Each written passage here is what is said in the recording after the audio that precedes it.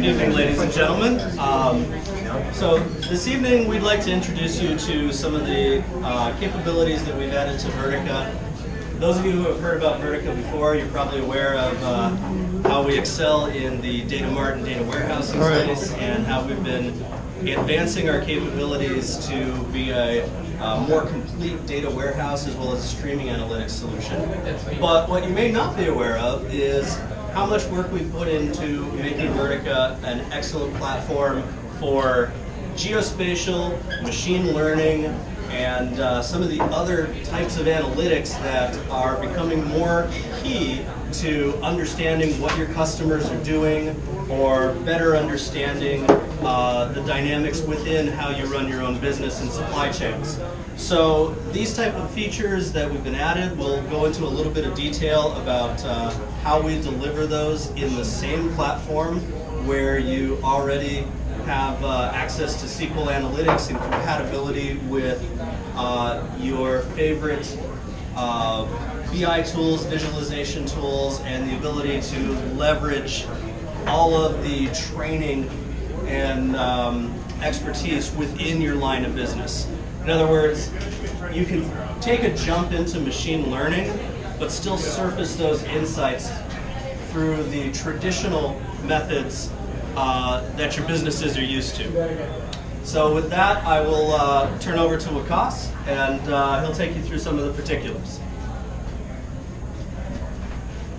Can you hear me at the back? Mark? That's better. That's better. Mark, can you hear me? I think. Okay. Oh, hi. Yeah, so hi everyone. I'm Wakas Dillon, and I'm the product manager for machine learning at Vertica. So thanks, Brian, for the intro. The topic of discussion today is not just about Vertica and what are the capabilities that it offers.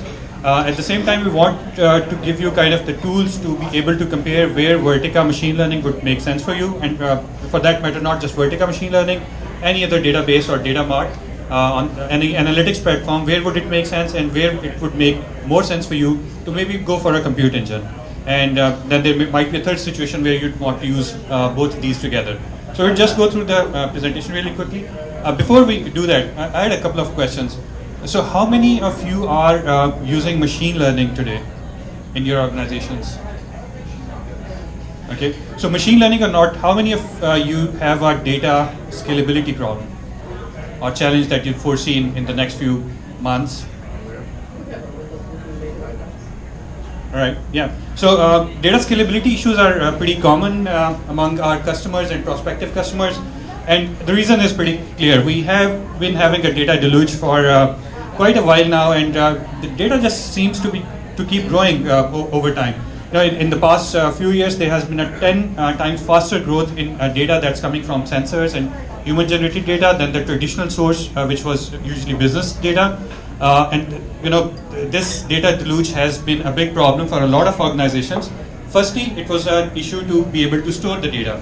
But now, as more and more organizations gather all this data, they want to know how to really analyze that and get insights from that data, because just having that data in your data mart, you know, that serves no business.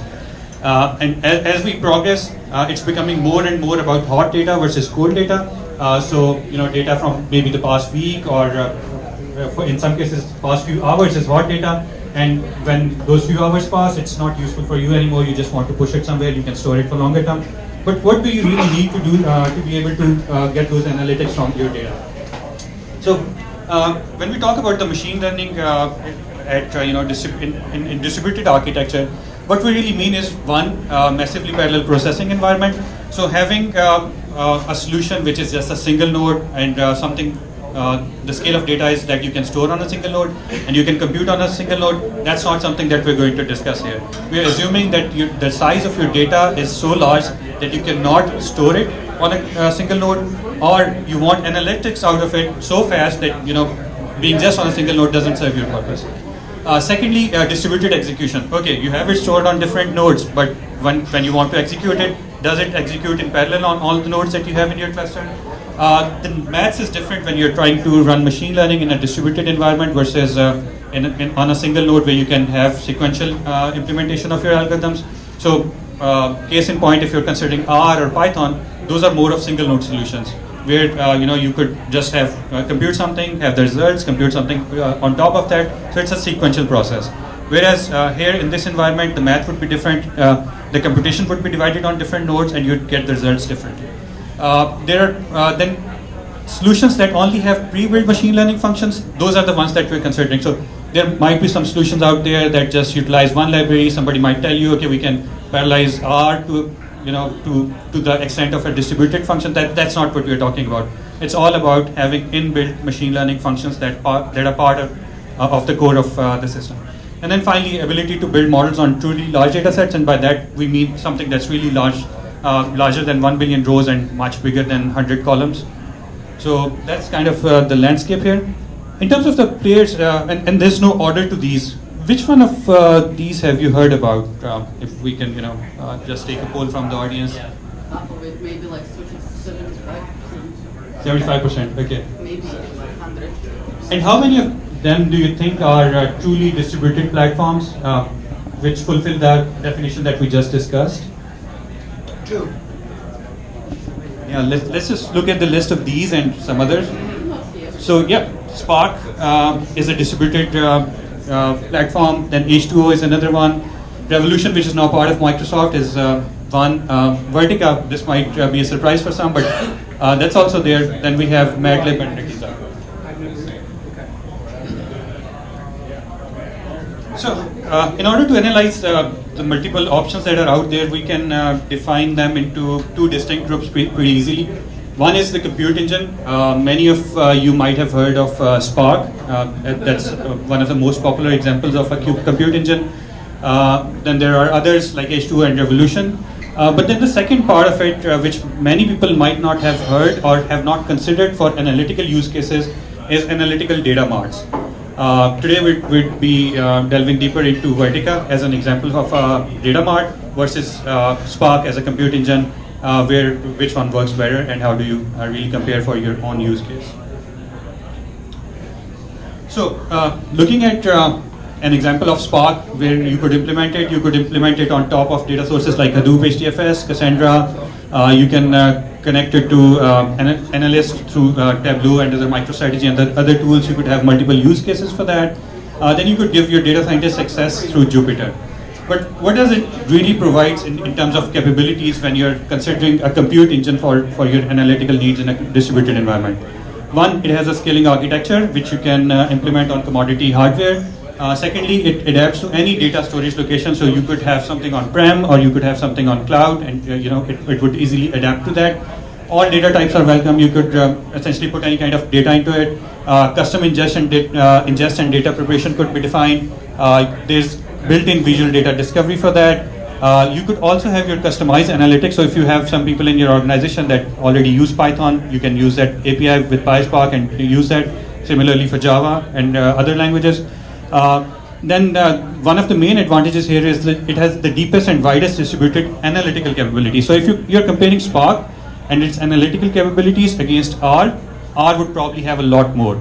But if you're comparing between the distributed analytics platforms, Spark probably would have one of the widest, if not the widest. So how does it look for something like Vertica? So you can still have multiple sources. You could have sources on-prem. You could have sources in the cloud. You can have user-defined loads, and they can come in from Spark. They can come in from Kafka. They can come in from multiple ETL tools, and then you can connect it for self-service BI analytics, dashboarding with multiple tools out there, including Tableau, MicroStrategy, ClickView. So that's how it would look. And what are the benefits that you're getting here, or what are the features? So again, a scaling architecture, commodity hardware, you still get that with a data mart like Vertica. Then there's built-in data storage, and I think this is one of the main differentiating factors here, and a lot depends on this factor. Spark does not have data storage. So whenever you want to compute something, you have to copy it load it into memory, and then you do all your computations here. So there's a concept of data movement that's involved here, and then there are two moving parts. One is a Hadoop or any other data source that you have. Secondly, you bring it into the tool Spark with which you want to compute it. In Vertica, the data is already there, so all the analytics that you do would be on data that is in place. We have advanced storage techniques for semi-structured data. You can have the fastest analytics at scale, and this might again come as a surprise to you, thinking that compute engines like Spark might be the fastest option. They're not. And if you're skeptical about that, hold that thought for a minute when we move on to the next slides. You can have fastest streaming analytics and ingest. So we have parallel copy loads. You can define Kafka as a source for data and multiple other mechanisms. We use disks more efficiently, and I mean, if you know Vertica already, you know we have a lot of compression techniques. I guess we support more than 20 at the moment, and we really compress the data that you have on disk. So this decreases the footprint that you require in terms of the number of nodes to store the data and then process it as well. Then there's a shorter development time and wider reach via SQL. It's really easy to find resources that can work with SQL as compared to finding resources for Scala. It's easier to tune. It's easier to work with in all regards. Because there's less moving parts, because there's not a lot of knobs that you have to manage in order to for it to work better. Then all enterprise features, they come out of the box. You don't have to match it up with different tools and things to make it work. It is already ACID compliant. Then you have high concurrency, and if I have to give one thing to Spark, I would give it the number of functions it has. If I have to give one thing to Vertica, or maybe I would divide it into two. One would be having inbuilt storage, and second would be having high concurrency. And that's a major differentiator. You might know today that you would have two users in your organization or within your business unit that would be using Spark or any analytical system like that. But just if you have access to somebody who's using these systems, just go back to them and ask them to move it from 2 to 3. And ask them how much time would take. I'm sure it would not be less than 20 hours. It could be more than 24, just from 2 users to 3 users. Try doing the same thing on a data mart. If you're a user of Vertica, ask your DBA that I want to add another user, and what do you think the concurrency would be? They would just tell you, hey, yeah, you can start using it right now. I'll just give you a node access, and that's all it takes. You need nothing more than that. So concurrency is a big challenge here, and if you already know how many users are going to your be using your system today, 6 months from now, 1 year from now, it might make sense for you to use something like Spark and have those number of users fixed. But if you think your data needs are evolving, they have evolved over the past, and they would keep on doing so in near future, Data Mart might give you a good choice here. It also handles enterprise level ad hoc discovery and BI. You can use self-service BI, and you can contact support as compared to some open source technologies out there for which support can be a challenge. But it doesn't always have to be an either-or option. There are environments in which it would make sense to have both Spark and Vertica. We have a lot of customers, and I'd give you an example here. We had a customer which had some streaming data coming in from IoT devices that they want to analyze. So what they did is that they put it on a Kafka bus and have Spark defined as one of the consumers. So Spark took that in, did some kind of on-the-fly streaming analytics. Then they pushed it back to the Kafka bus. They can push it to Vertica directly as well, but they push it back to Kafka, and then Vertica is a consumer of that data load. So then they put it on a dashboard and have it for analysis for their analytics team, for their business users. So and we see these kind of use cases pretty commonly. So it doesn't always have to be an either-or thing. You can have them combined. But if you're thinking about the performance of the two, how do they compare in terms of speed? I'd just take this example on top left here. We ran k-means algorithm in both Vertica and Spark. We optimized Spark as much as possible, and had it on exactly the same architecture, 4 nodes, 750 GB each, exact same thing for Spark versus Vertica. And you can see, like when we are at 10 million rows and 100 columns with a k value of 5, they're pretty close, just a 2 seconds different. But as you move further towards the right, with just 1 billion rows, you can see with this data set, Vertica took just 7.4 minutes versus more than 2 hours for Spark. And you could see a similar trend in logistic regression and naive Bayes. Linear regression is a bit of anomaly here, but the difference is like just 6 seconds versus hours there. And this difference keeps on growing when you move further to the right by adding more data. And there's another thing that I want to mention here. Just as I mentioned earlier, Spark is not a data store. So whatever data you're bringing into Spark, you're copying it from somewhere. There's some data loading time involved in that. In this, we have not added that time, because if we did, this would go out of the graph, and it wouldn't make sense. So this is a bit of an unfair advantage that we gave Spark. There's another unfair advantage we gave Spark is that I'm not sure if you guys already know, data marts are really good at disk access, and like Vertica is not primarily a memory-bound tool. So if you have any data in the disk, it can perform really well on that. If you have some machine learning workloads which require iterative processing, it would load that data into memory, but if it doesn't fit into memory, you won't see too much of a performance degradation. On the other hand, when you're looking at a compute engine, they are mostly memory-based, and anything that doesn't fit into memory, either when you copy it or when it creates replicas of that for running machine learning algorithms, it would have pretty bad performance. So here what you see is that in both cases, the data could fit nicely into memory. There was no spill to disk kind of stuff. But if there was, you would see the performance differences would be much higher. Yep.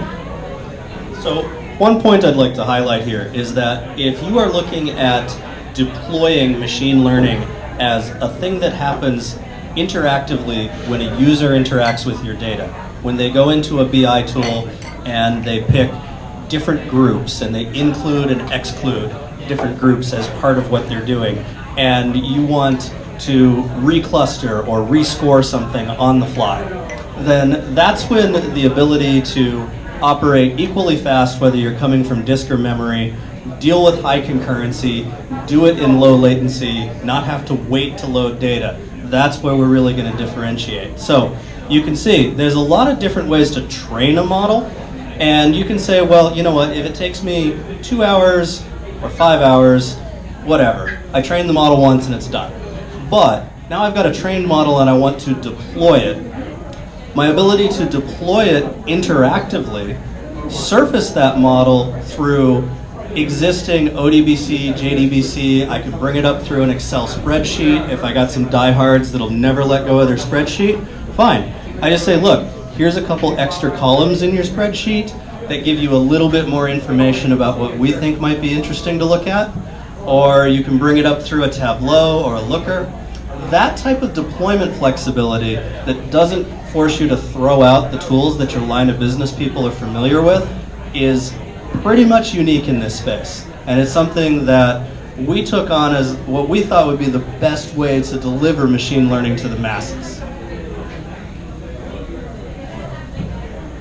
Yeah, so before we move forward, how does it really look in Vertica versus Spark, if that's the comparison you're making? By Vertica and Spark, we're taking that as an example of a compute engine versus a data mart. For that, we have taken the example of random forest. And for those of you who already are familiar with machine learning, they would know what that is. For those of you who are not, it's a machine learning algorithm that helps you do classification. And an example of that classification is a loan application to a bank. The bank wanting to classify that as either a high risk of default, a medium risk of default, or a low risk of default. So the three classes are possible. So what if the bank, instead of just saying a yes or no based on only the credit score, they had the credit score, they had age, they had some income information, they had credit history, and multiple other factors like that.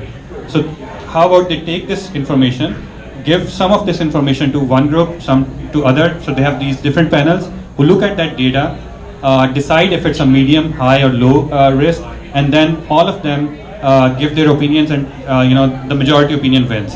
So that's what random forest essentially does for you in machine learning. It has trees that it builds, and then it combines those trees, and whatever is the mode, that's the class that it predicts.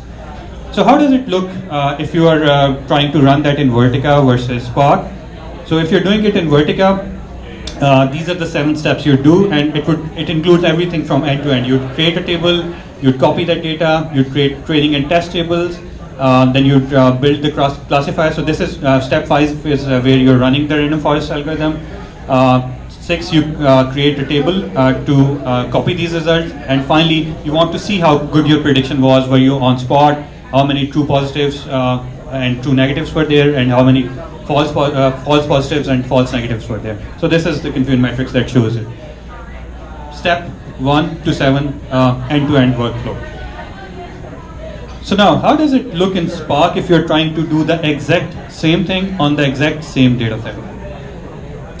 Step 1, it's a compute engine. So you have to import some libraries. So you load the libraries in step 1, there's 5 of them. In step 2, you need to set model parameters because data mart takes care of that automatically. Compute engine doesn't. So you have to specify that. Step 3, you load the data. Step 4, you change the output column because their type is string. You have to convert that to double in order to be able to do computations on that. Step 5, you extract the column names so they can be converted to vectors later on, and then you convert them to vectors because if you don't, the performance would be really, really bad and it won't really compare for any purposes. Step 7, you divide the data into partitions and do caching to avoid multiple loads. Then you split the data, create testing and training sets. You build the classifier, you apply the classifier on your training data to build the model. Then you convert the model into text string so that you can actually look into it, what's there. Then you make predictions based on that. You calculate model accuracy, which is similar to something that we showed in the previous step. And then you clear the cache because, again, you have to do it manually yourself. So side by side, it looks like 7 lines of SQL versus 28 lines of Scala code for the exact same thing that you're doing. A lot of difference here in terms of the effort that you would need to put in, things that you would have to think about, and how the workflow would go for you. And I'm sure you can relate to what this would mean for not just running random forest, for any other task that you're trying to run with the compute engine.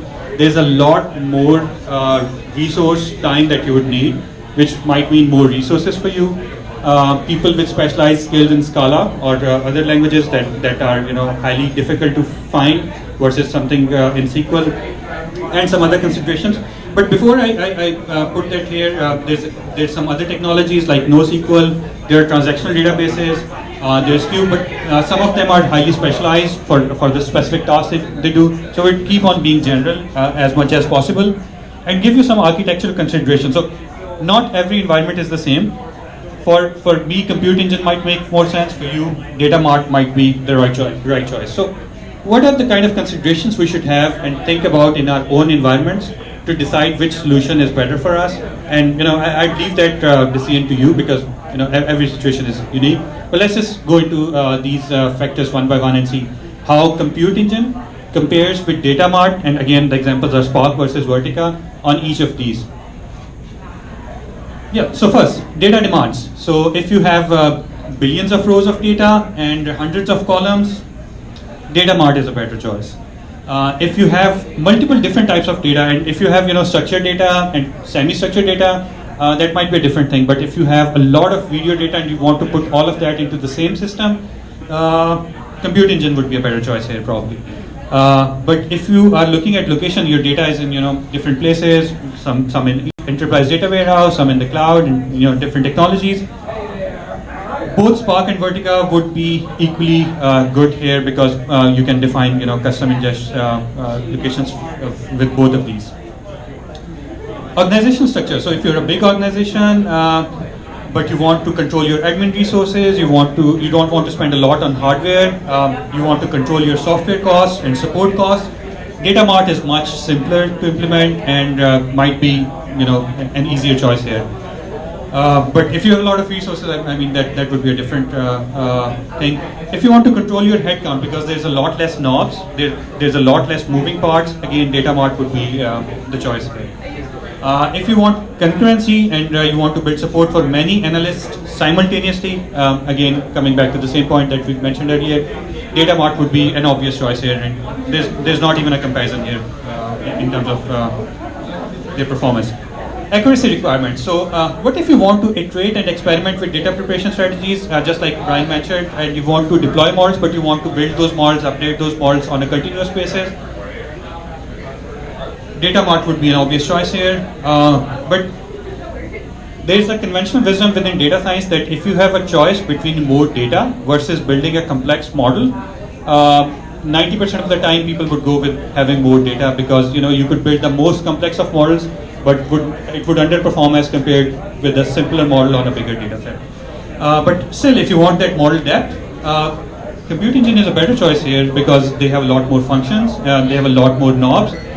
So there's a cost to having configured those knobs, but then there's a benefit to you can go really deep into this. Model variety, again, Compute Engine would win here. They have a lot more algorithms, as I say, not as many as R or Python, but still better than many of the data marts out there. Deployment configuration. So if you want to do scoring and you want mechanism for row by row scoring, you want speed of micro batching, data mart would again be a better choice here. If you want to land your results in different traditional business systems, or you want an open choice between cloud or long-term storage, Compute Engine would perform as well as data mart, so there would not be much of a difference here. But if you want to embed analytics and you want low-touch embedded deployment, so you don't want to go after a really complex development cycle, you want to do something quickly, offer some value to the customers really quick, again, data mart would be an option here. So in summary, if we look at all of these factors, this is how it looks. And I mean, we might have our disagreements on one or two of these, but this is generally how it would look for most of you. And this is a chart which can maybe help you think about your own environments and make a choice between either of the two. So takeaways. Many organizations actually have both data marts and compute engines for different requirements, different departments, different business needs, and they work well together.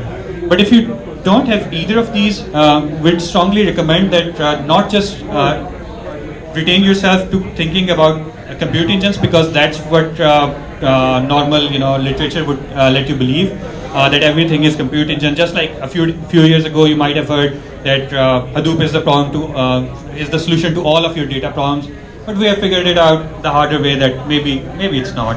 We need something else. So it's kind of a similar choice here. If you're thinking about compute engines, I think data mart is also a choice you should be thinking about and considering the benefits that it has. Finally, data marts will set up really quickly. So if you are thinking, something 1 year, 2 years down the lane, and you have some development cycles available for that, you can always hire resources and you can pay them enough to retain them. Resources in Scala and other complex technologies.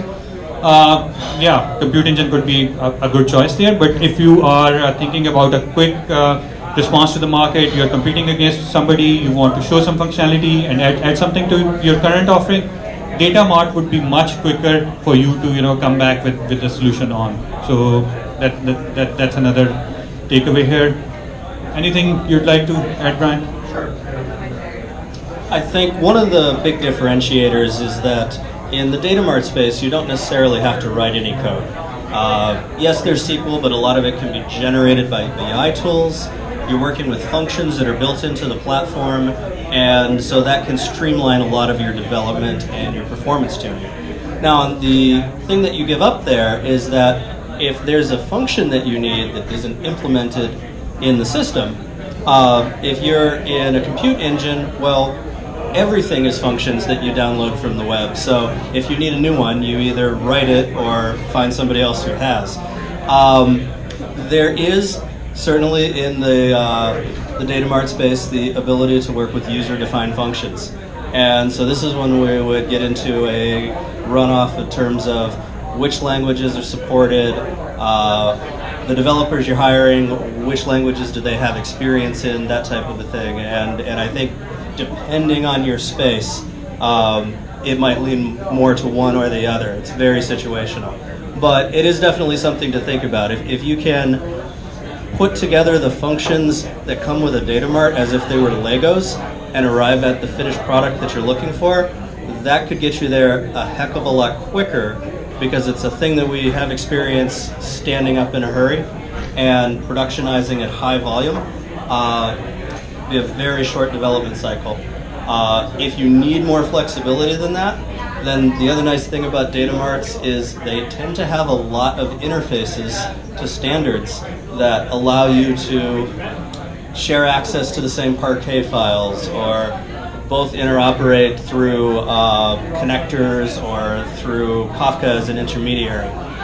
So you have a lot of ways to bring in a compute engine or some other mechanism for the parts of your business where you need greater flexibility or where the economics might look a little different. So there's more than one way to put an architecture together. It doesn't have to be entirely one or the other. A lot of our customers do mix both, but we also have a lot of customers who found that it's just much more cost effective to do everything inside of Vertica. Any questions? Don't be shy. All right, here we go. Is there a scenario where I can use Vertica machine learning and only pay for what I use? So you don't pay for anything additional for using machine learning in Vertica. It comes as part of the RPM itself.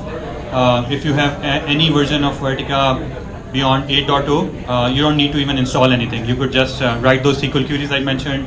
For Renoforest came in actually 8.1.1, but you can write any machine learning functions that are supported in that and just start off there. Essentially, the Vertica cluster there, you're paying for a certain amount of capacity to manage data in that cluster, and that's you're essentially paying for that. Yes. And the compute resource that runs it 24/7, whether you use it or not. One of the things that's attractive about something like Spark, especially in a cloud environment, say in AWS EMR, I can spin up a cluster, build a model, when I've got the model saved up this week, I shut it down. And I'm not paying for anything anymore, except for a few bytes sitting in this week. So this is actually a question we get a lot is, how do the economics of this scale? And so with Vertica, I don't necessarily have to load data into Vertica in order to act on it. I can query on data at rest. And so if your training set for a model is 6 or 8 terabytes of Parquet files, then you really only need 6 or 8 terabytes of license to address that and train that model. And you don't need to have a Vertica database committed 24/7 to just that piece.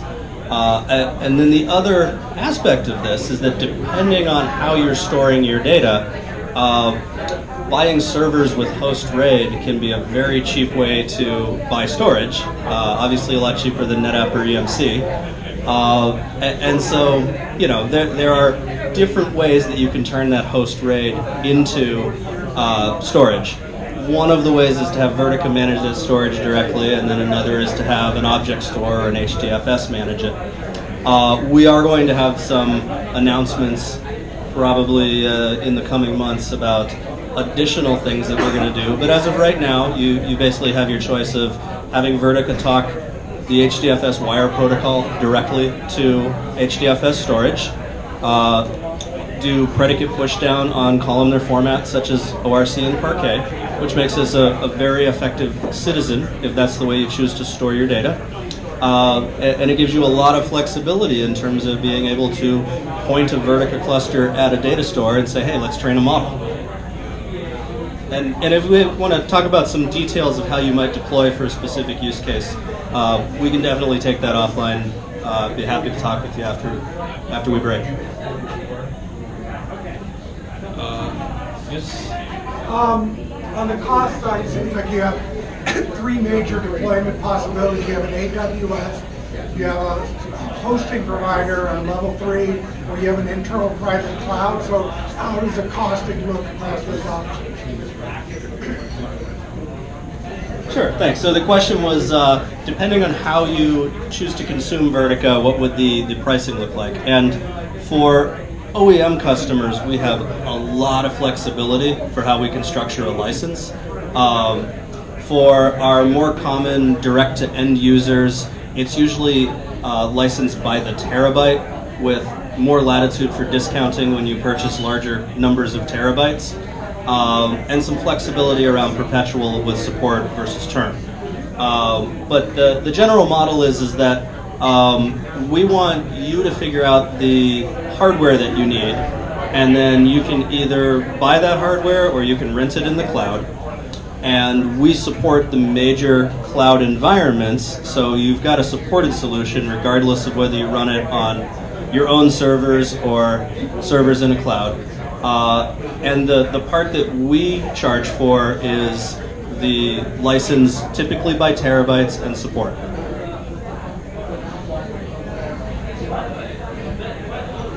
So, if I have to buy the hardware or pay somebody for the hardware, size the hardware, deploy the hardware, provision the software, how am I saving on my admin?